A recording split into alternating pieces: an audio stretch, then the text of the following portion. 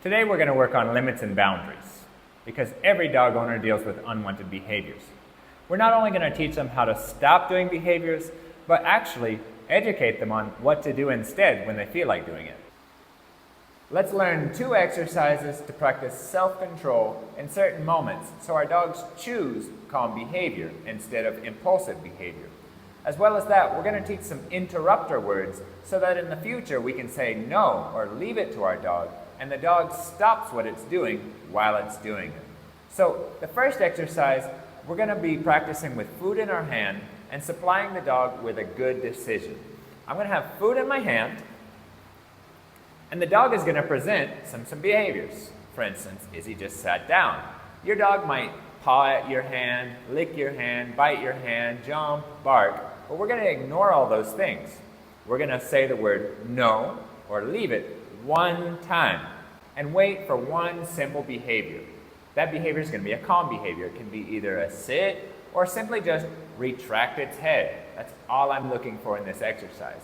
My control factor is my hand. So if the dog tries to steal what I have, I close my hand, say the word no, and wait till it retracts its head. When it does what I'm looking for, I just mark the behavior, yes, and reward. So let's supply it with behavior, and she's going for the food. So I'm going to say no, and her face is still on my hand. So I want her to fully retract her head. She's licking my hand.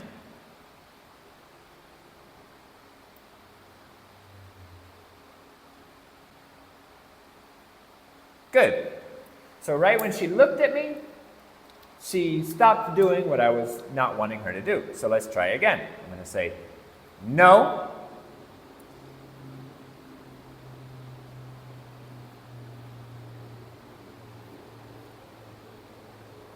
Yes. So that's the behavior I want, that she fully stops trying to get what I have. And as time goes on, we can make this more difficult. You can keep your hand open, and if the dog goes for it, simply just close. Say no, and we wait for the dog to retract its head. Yes, and reward. So that's the first exercise. It's super simple. It's great for puppies and even adult dogs to teach the dog no and limits, but also teaching the dog to think.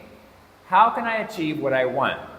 Calm behavior always achieves exactly what I want. So it teaches them to practice those calm behaviors. Let's go on to the next exercise. Okay, so for our next self-control exercise, we're going to be practicing with things on the ground, like food or toys. Teaching the dog that not everything on the ground is theirs, using the words no or leave it. Our control factor here is going to be our leash. With our leash, we're going to not let the dog take what's on the ground. When they listen to us, we're just going to simply mark and reward from our own hand. They never receive what's on the ground. So I'm going to toss a piece of food on the ground. For sure, she wants it. And then I'm going to say no and wait till she looks at me or fully stops trying to achieve what's on the ground. So yes and reward. Now, with your dog, this might be a little bit more difficult. So have patience and wait for your dog to fully respond.